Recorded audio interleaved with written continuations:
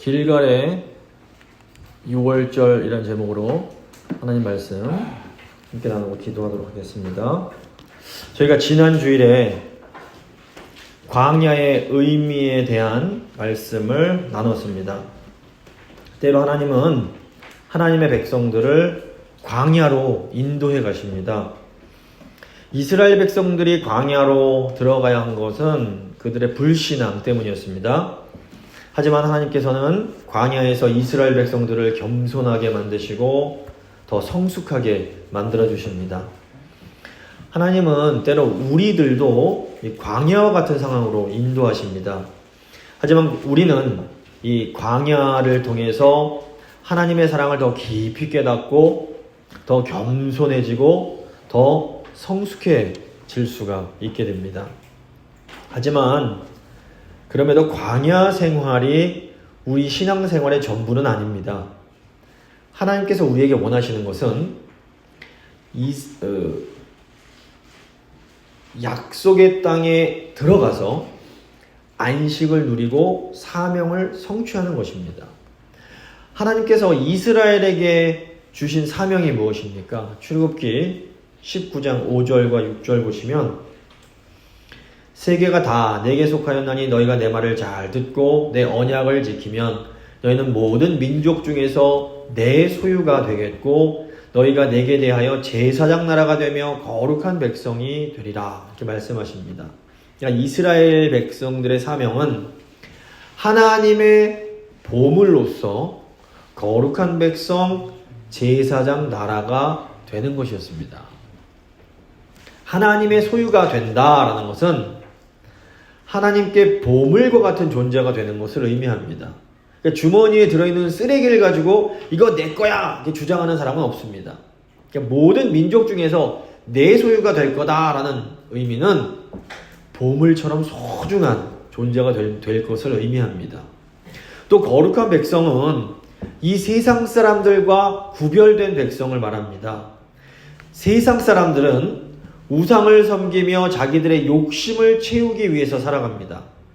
하지만 거룩한 백성들은 하나님을 섬기며 하나님의 말씀에 순종하며 살아갑니다. 이스라엘의 사명은 우상이 가득한 이 세상에서 하나님 말씀에 순종하는 거룩한 백성으로 살아가는 것이었습니다. 이스라엘 백성들이 거룩한 백성으로 살아갈 때에 이 제사장 나라의 사명을 감당할 수가 있었습니다.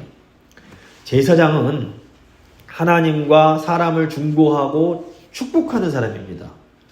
그러므로 제사장 나라는 하나님과 다른 나라들을 중보하고 축복하는 나라를 의미합니다.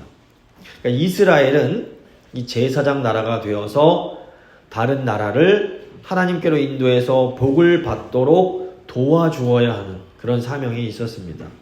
근데 이것이 바로 하나님께서 400년 전에 아브라함에게 주셨던 바로 그 사명이었습니다. 창세기 18장 18절을 보시면 하나님께서 이렇게 말씀하십니다. 아브라함은 강대한 나라가 되고 천하 만민은 그로 말미암아 복을 받게 될 것이 아니냐. 오늘날 교회의 사명도 마찬가지입니다. 하나님이 우리에게 주신 사명은 하나님의 소중한 보물로 살아가는 겁니다. 우리의 사명은 하나님 말씀에 순종하는 거룩한 백성이 되어서 모든 사람들에게 복을 주는 제사장 나라로 살아가는 것입니다. 하나님께서 우리를 구원해 주신 것은 단순히 죽어서 천국에 들여보내시기 위함이 아닙니다. 구원받은 하나님 백성들은 이 땅에서 성취해야 될 사명이 있는 겁니다. 하나님 백성들은 이 땅에서부터 하나님께서 주시는 안식을 누리고 사명을 성취하는 그런 삶을 살아가야 됩니다. 그래서 이 약속의 땅으로 들어간다라는 것은 안식과 사명을 향해서 나아가는 겁니다. 그런데 이 여호수아서를 보시면 이스라엘 백성들이 약속의 땅으로 들어가기 전에 먼저 요단강을 건너가야 됐습니다. 근데 요단강을 건너는 과정에서 3번의 12돌이 나오는 것 기억하실 겁니다. 첫 번째 요단강에서 가져온 12돌은 예수 그리스도의 은혜를 기억하는 것을 의미합니다. 두 번째로 요단강 바닥에 세우는 12개의 돌은 이 과거의 잘못과 상처를 주님 발 앞에 내려놓는 것을 의미했습니다. 그리고 세 번째, 길갈에 세운 12개의 돌은 하나님의 은혜를 증거하는 삶을 의미합니다. 그런데 이 길갈에 세운 12돌은 이제 할례와 연결이 됩니다. 하나님의 은혜를 증거하는 삶을 살려면 우리의 과거의 죄와 상처들, 이 애굽의 수치가 굴러 떨어져야 됐습니다. 그래서 이스라엘이 길갈에서 가장 먼저 했던 일이 뭡니까? 할례를 행한 겁니다. 할례는 하나님과 맺은 언약의 증표입니다. 이 할례의 본질은 하나님 백성으로서의 정체성과 하나님의 약속을 기억하는 것이었습니다. 그래서 내가 하나님 앞에서 누구인지, 그리고 하나님이 우리에게 주신 약속이 무엇인지 마음 깊이 새길 때에 우리는 이 과거의 수치, 부끄러움으로부터 벗어날 수가 있게 되는 겁니다. 이제 다음으로 이스라엘 백성들이 이 약속의 땅에서 해야 될 일이 뭐냐면 오늘 말씀에 나오는 유월절을 지키는 일입니다. 그래서 오늘은 이 길갈, 약속의 땅에서 지킨 유월절의 의미에 대해서 함께 생각을 해보겠습니다. 세 부분 나눠서 말씀 나눌 텐데, 첫 번째 유월절의 의미, 두 번째 무교절의 의미, 세 번째 만나가 그친 것의 의미입니다. 먼저 유월절의 의미입니다. 이스라엘 백성들은 약속의 땅에 들어가자마자 유월절을 지켜야 했습니다. 오늘 10절 말씀 보시면 또 이스라엘 자손들이 길갈에 진쳤고 그달 14일 저녁에는 여리고 평지에서 유월절을 지켰으며, 근데 이 유월절은 이스라엘 백성들이 세 번째로 지킨 유월절이었습니다. 첫 번째 유월절은 출애굽을 하면서 지켰고, 두 번째 유월절은 약간 1년이 지난, 출애굽하고 1년이 지난 후, 지금 이 말씀에 나오는 때부터 39년 전에 시내산 기슭에서 지켰습니다. 이번이 세 번째입니다. 이 유월절은 기본적으로 하나님의 구원하시는 은혜를 상징합니다. 출애굽 당시에 하나님께서 애굽에 10가지 재앙을 내리십니다. 이 마지막 10번째 재앙이 애굽에서 태어난 처음 난 것들은 다 죽는 그런 재앙이었습니다. 처음 난 것이 다 죽는다는 것은 모든 것이 다 죽는 것을 의미합니다. 이 재앙은 죄인들을 향한 죽음의 심판을 의미합니다. 그런데 이 하나님께서는 이스라엘 백성들에게는 어린 양을 잡아서 그 피를 문설주와 임방에 바르게 하십니다. 그리고 하나님께서 죽음의 재앙을 내리실 때에 유월절 어린 양의 피가 발라져 있는 집은 그냥 넘어가십니다. 이 유월은 넘어간다라는 의미가 있습니다. 유월절 어린 양의 피를 바른 이스라엘 백성들의 가정은 모두 구원을 받게 됩니다. 그래서 이 유월절은 하나님의 백성이 죽음의 심판을 면제받은 것에 대해서 감사하는 절기입니다. 예수 그리스도께서 우리의 유월절 어린 양이 되십니다. 그래서 하나님께서 예수 그리스도께서 십자가에 설리신 그 보혈을 보시고 우리에게 죽음의 심판을 내리지 않으십니다. 그러므로 유월절을 지킨다라는 것은 우리를 죽음에서 구원하신 하나님의 은혜를 잊지 않고 기억하는 것을 의미합니다. 하나님께서 요단강의 12개의 돌을 통해서 하나님의 구원의 은혜를 기억하라고 명령을 하십니다. 그리고 하나님이 또다시 유월절을 통해서 하나님의 구원의 은혜를 기억하라고 명령하십니다. 하나님께서 이토록 이 구원의 은혜를 기억하라 반복해서 말씀하시는 이유가 무엇일까요? 우리가 안식을 얻고 사명을 성취하기 위해서는 반드시 기억해야 할 것이 바로 이 하나님의 구원의 은혜이기 때문입니다. 우리가 하나님의 은혜를 망각하는 순간 안식은 사라집니다. 저희가 쭉 그동안 신명기 읽으셨는데, 신명기는 모세가 이스라엘 백성들이 약속의 땅에 들어가기 직전에 했던 설교문입니다. 근데 이 신명기에서 모세가 계속해서 강조하는 것이 제발 하나님의 은혜를 기억하라는 겁니다. 모세가 이렇게 말합니다. 너희가 이제 곧 약속의 땅에 들어가게 될 텐데 그곳에서의 삶이 좀 편안하고 안락해졌다고 하나님의 은혜를 망각하고 우상 섬기면 안 된다. 이걸 계속해서 반복합니다. 사실상 우리가 이렇게 잘 먹고 잘 사는 것 하나님께서 주시는 복입니다. 그래서 하나님은 하나님의 은혜를 기억하라고 계속해서 강조하시는 겁니다. 근데 우리가 그러니까 이 부요와 안락에 취해서 이 하나님의 은혜를 망각하면, 근데 이 하나님께서 우리에게 주신 복이 저주로 변할 수가 있습니다. 하나님은 우리에게 복 주기를 너무너무 기뻐하시는 분입니다. 그래서 하나님이 하나님의 은혜를 기억해라 계속 말씀하시는 겁니다. 그러니까 우리가 매 주일마다 모여서 이렇게 예배드리는 가장 중요한 목적 중 하나가 바로 이 하나님의 은혜를 기억하는 겁니다. 우리가 유월절을 지키는 것은 우리를 구원해 주신 하나님의 은혜를 기억하는 것을 의미합니다. 하나님이 은혜로 우리를 구원해 주셨음을 항상 기억해야 됩니다. 그런데 우리가 이 유월절을 생각할 때 기억해야 될 것이 또 하나 있습니다. 하나님은 가능한 한 많은 사람들이 이 하나님의 은혜에 참여하기를 원하십니다. 첫 번째 유월절을 지낼 때에 하나님은 이방인들도 유월절에 참여할 수 있는 기회를 주십니다. 출애굽기 12장 48절부터 49절 말씀을 보시면 너희와 함께 거류하는 타국인이 여호와의 유월절을 지키고자 하거든 그 모든 남자는 할례를 받은 후에야 가까이하여 지킬지니 곧 그는 본토인과 같이 될 것이나 할례 받지 못하는 자는 먹지 못할 것이니라. 본토인에게나 너희 중에 거류하는 이방인에게 이 법이 동일하니라. 이방인들이 할례를 받는다라는 것은 언약 백성이 되는 것을 의미합니다. 그러니까 여호와 하나님을 섬기겠다라는 마음만 있으면 이방인들도 얼마든지 하나님의 백성이 될 수가 있었던 겁니다. 사람들은 이스라엘이 폐쇄적이고 자기들만 아는 닫힌 공동체라고 생각하는 경우가 많습니다. 하지만 이스라엘은 출애굽 당시부터, 이스라엘이 시작될 당시부터 이방인들에게 개방되어 있는 공동체였습니다.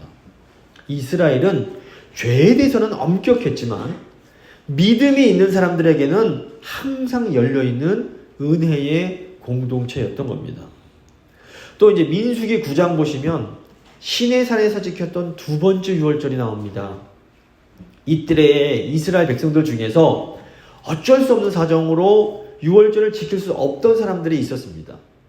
율법적으로 부정한 사람들은 이 유월절에 참여할 수가 없었습니다. 가령 시체와 접촉하거나 시체와 한 장소에 있으면 그 사람은 부정해졌습니다. 그런데 갑자기 부모님이 돌아가십니다. 그러면 자녀들은 부정해지는 겁니다. 레위기를 보시면 부정한 것 자체는 죄는 아닙니다. 그런데 이 부정한 상태로는 유월절에 참석할 수가 없었던 겁니다. 이때 이제 모세가 유월절에 참석하지 못한 사람들은 어떻게 해야 될지 하나님께 여쭙습니다. 이때 하나님께서 뭐라 그러십니까? 민수기 9장 9절부터 12절 보시면 이렇게 말씀하십니다. 여호와께서 모세에게 말씀하여 이르시되 이스라엘 자손에게 말하여 이르라. 너희나 너희 후손 중에 시체로 말미암아 부정하게 되든지 먼 여행 중에 있다 할지라도 다 여호와 앞에 마땅히 유월절을 지키되 둘째 달 14째 날 해 질 때에 그것을 지켜서 어린 양의 무교병과 쓴 나물을 아울러 먹을 것이요 아침까지 그것을 조금도 남겨두지 말며 그 뼈를 하나도 꺾지 말아서 유월절 모든 율례대로 지킬 것이니라. 본래 유월절은 첫째 달 14일에 지켜야 했습니다. 그런데 하나님이 한 달 뒤인 둘째 달 14일에 후에 또다시 유월절을 지킬 수 있게 하십니다. 이게 뭘 의미할까요? 하나님은 은혜의 잔치에 참여하지 못한 사람들을 기다려 주십니다. 우리가 이걸 통해서 하나님의 마음을 알 수가 있습니다. 저희가 신약의 복음서 보시면 예수님께서 세리와 창녀 같은 죄인들의 친구가 되어 주십니다. 이 세리와 창녀들도 다 유대인들이었습니다. 근데 바리새인들이 이런 예수님의 모습을 보면서 비난을 합니다. 근데 이것은 그들이 하나님의 마음을 몰랐기 때문입니다. 사람들은 구약은 율법이고 신약은 은혜다 이렇게 생각하는 경우가 많습니다. 하지만 실제로는 구약과 신약 모두에 하나님의 은혜가 나타납니다. 구약에는 율법을 통해서 하나님의 은혜가 나타나고 신약에는 복음을 통해서 하나님의 은혜가 나타나는 겁니다. 우리는 이 유월절에 나타난 하나님의 은혜를 기억해야 됩니다.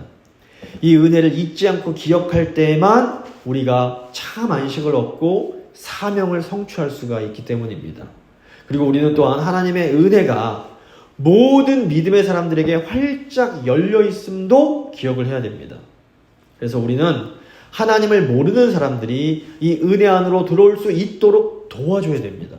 그리고 또 교회 안에서 믿음이 연약한 분들이 이 하나님의 은혜를 받을 수 있을 때까지 인내하며 기다려줘야 되는 겁니다. 두 번째, 무교병의 의미입니다. 유월절을 지킨 이스라엘 백성들은 무교병을 먹어야 됐습니다. 11절 보시면 유월절 이튿날에 그 땅의 소산물을 먹되 그날에 무교병과 볶은 곡식을 먹었더라. 무교병은 누룩을 넣지 않고 만든 납작한 빵을 말합니다. 그러니까 이스라엘 백성들은 유월절 다음 날부터 일주일 동안 이스라엘 백성들 일주일 동안 그 무교병을 먹었습니다. 이 무교병에는 몇 가지 중요한 의미가 있습니다. 우선 이 무교병은 죄를 제거하는 것을 의미합니다. 이 누룩은 빵을 부풀게 하고 빵 전체의 구멍이 숭숭 뚫리게 만들기 때문에 부패나 죄를 상징했습니다. 따라서 빵에서 누룩을 제거한다라는 것은 이스라엘 백성들의 삶에서 죄를 제거하는 것을 의미했습니다. 그래서 이스라엘 백성들이 무교병을 먹을 때에는 이 빵뿐 아니라 집에서 모든 누룩을 제거하라는 지시를 받습니다. 출애굽기 12장 15절 말씀 보시면 너희는 이레 동안 무교병을 먹을지니 그 첫날에 누룩을 너희 집에서 제하라. 무릇 첫날에부터 일곱째 날까지 유교병을 먹는 자는 이스라엘에서 끊어지리라. 이게 뭘 의미합니까? 우리가 안식을 누리려면 반드시 죄를 제거해야 된다는 겁니다. 그러니까 우리가 안식으로 나아가는 것을 방해하는 가장 큰 걸림돌이 바로 죄입니다. 그러니까 누룩이 들어가지 않은 이 빵을 먹는다라는 것은 하나님의 은혜를 기억하면서 죄로부터 멀어지라는 겁니다. 하나님의 은혜를 경험한 백성들은 삶에서 죄를 제거하려는 노력을 해야 됩니다. 저희 개신교는 오직 은혜를 많이 강조하다 보니까 이 노력의 중요성을 간과할 때가 많습니다. 그래서 어떤 분들은 노력하면 이거 하나님의 은혜와 반대되는 거 아니야? 이런 생각을 하시는 분들까지 있습니다. 하지만 은혜의 반대는 공로이지 노력이 아닙니다. 내가 이만큼 열심히 했으니까 나는 하나님의 은혜를 받을 자격이 있어 라고 생각하는 건 공로입니다. 이건 잘못되고 악한 태도입니다. 하지만 내가 하나님께 받은 은혜가 너무너무 크고 감사하다. 이제부터는 정말로 주님 기뻐하시는 죄짓지 않는 삶을 살고 싶다. 이게 노력입니다. 이것은 하나님 백성들의 올바르고 선한 태도입니다. 죄는 하나님이 우리에게 주시는 안식을 깨뜨립니다. 그렇기 때문에 하나님께서 주시는 안식을 누리고 하나님이 주시는 사명을 성취하려면 죄짓지 않게 노력하는 것이 너무너무 중요합니다. 그래서 유월절 은혜를 경험한 사람은 이제 이 죄의 누룩을 제거하기 위해서 피 흘리기까지 싸우고 노력해야 되는 겁니다. 물론 우리 힘만으로는 죄를 짓지 않는 거 불가능합니다. 그래서 예수님께서 우리에게 성령을 보내주신 겁니다. 그러니까 우리가 성령님의 도우심으로 우리 안에 죄를 계속해서 제거해 나아가야 됩니다. 이게 이제 성화의 과정인 겁니다. 그러니까 혹시라도 죄를 지으면 하나님 앞에 나와서 정직하게 주님 제가 정말 잘못했습니다. 고백하는 겁니다. 그럼 하나님께서 용서해 주십니다. 그리고 다시는 똑같은 죄를 짓지 않기 위해서 노력하고 애쓰는 삶이 우리에게 반드시 필요합니다. 둘째로 이 무교병을 먹는다라는 것은 겸손하고 낮은 태도로, 납작한 태도로 애굽에서 받은 고난을 기억하는 것을 의미합니다. 이 누룩을 넣은 빵은 이렇게 훅 부풀어 오릅니다. 그런데 누룩을 넣지 않은 빵은 납작하고 겸손한 상태를 유지합니다. 무교병을 먹는 것은 우리 그리스도인들이 교만을 피하고 이 납작하고 겸손한 것을 유지하는 걸 의미합니다. 겸손은 우리의 한계와 약점을 기억하고 하나님의 그 능력과 하나님의 인도하심을 온전히 의지할 수 있도록 도와줍니다. 또 무교병은 애굽에서 노예로 지낼 때 먹었던 그 고난의 빵, 눈물의 빵을 상징합니다.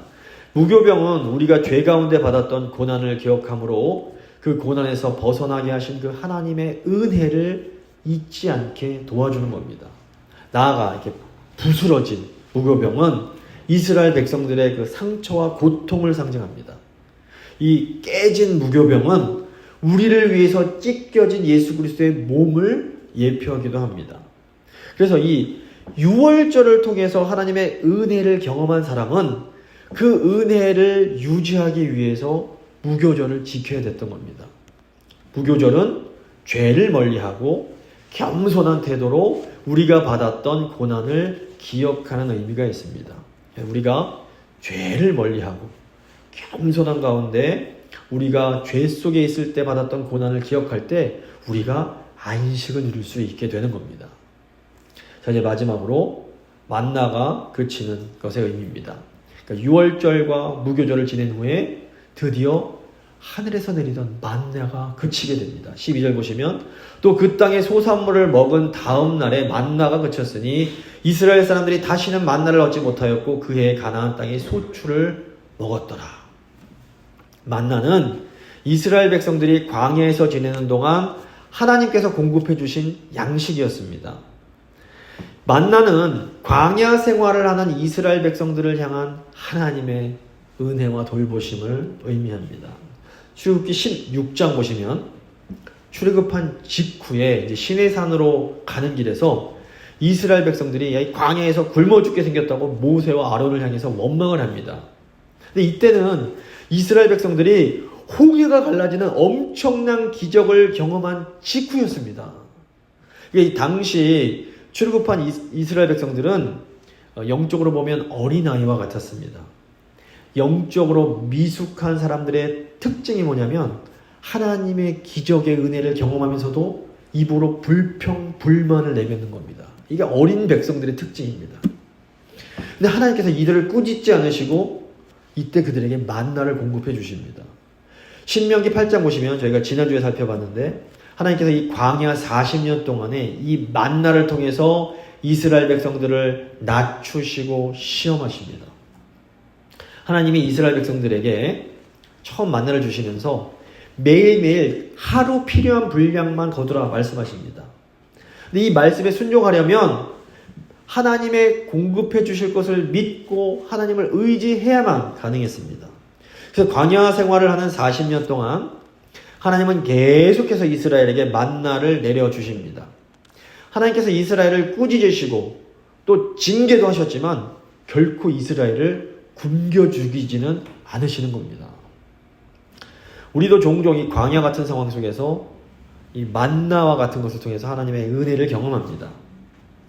하나님은 때로 자녀인 우리를 이 광야 같은 환경으로 인도하시고 우리를 훈련시키십니다. 또 우리 광야에서 우리가 잘못을 하면 하나님은 우리를 무섭게 징계도 하십니다. 하지만 하나님은 우리를 징계하시는 중에도 변함없이 계속해서 우리를 돌봐주십니다. 또 이 만나는 하늘에서 내리는 영적인 양식, 생명의 양식을 상징하기도 합니다. 예수님께서 자신을 만나와 비교하십니다. 요한복음 6장 48절부터 50절 보시면 내가 곧 생명의 떡이니라 너희 조상들은 광야에서 만나를 먹었어도 죽었거니와 이는 하늘에서 내려오는 떡이니 사람으로 하여금 먹고 죽지 아니하게 하는 것이니라. 이 만나는 장차 오실 예수 그리스도를 예표했습니다. 만나처럼 예수님도 우리의 영적인 여정을 지탱하는 영적인 영양분을 공급해 주십니다. 이 신약의 성도들에게는 성령 안에서 우리가 받는 성찬과 말씀이 우리에게 생명을 주는 영적인 만나와 같다라고 볼 수 있습니다. 근데 이 애굽에서 먹었던 그 음식은 굉장히 자극적이어서 이스라엘 백성들이 그 맛을 굉장히 그리워합니다. 불평할 때 보면 애굽에서 먹었던 음식 이러면서 그리워합니다. 죄가 무서운 게 이겁니다.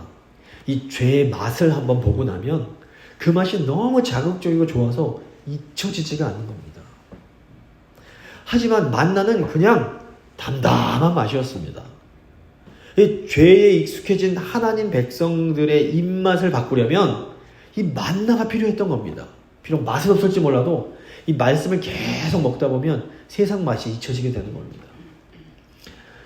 하지만 그럼에도 불구하고 이 기본적으로 이 만나는 광야를 위한 음식이었습니다.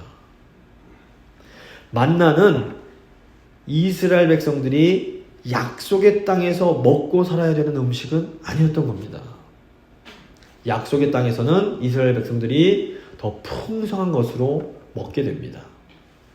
그래서 이 만나가 그쳤다라는 것은 이제 광야 생활이 끝났다라는 것을 의미합니다. 물론 만나가 그쳤다고 하나님의 은혜가 멈추는 것은 결코 아닙니다. 약속의 땅에서 하나님은 이스라엘 백성들이 먹을 수 있는 새로운 양식을 주십니다. 만나가 멈추고 땅의 소산을 먹게 된 것은 이스라엘의 필요를 채우시는 하나님의 방법이 변화됨을 의미합니다.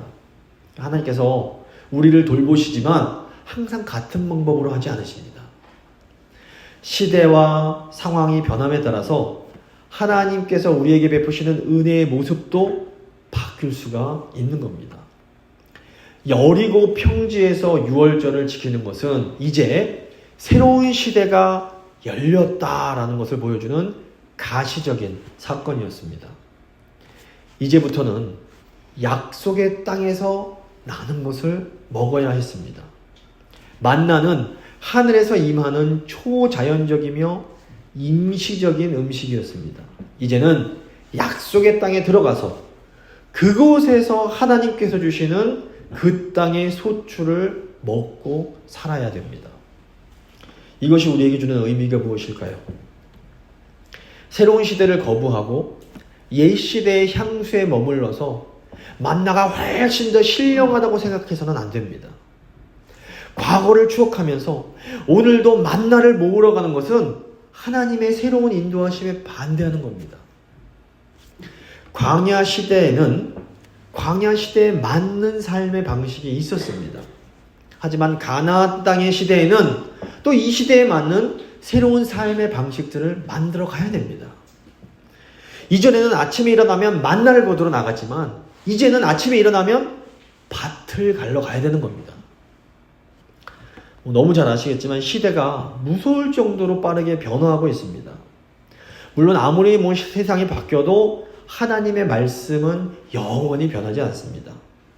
하지만 이 영원한 하나님의 말씀을 담아내는 그릇은 시대에 맞게 변화시켜 주어야 됩니다.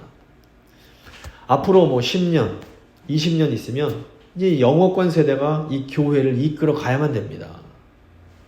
저희가 이 영어권 예배자들이 예배를 잘 드릴 수 있도록 이제 지금부터 밭을 갈기 시작을 해야 되는 겁니다.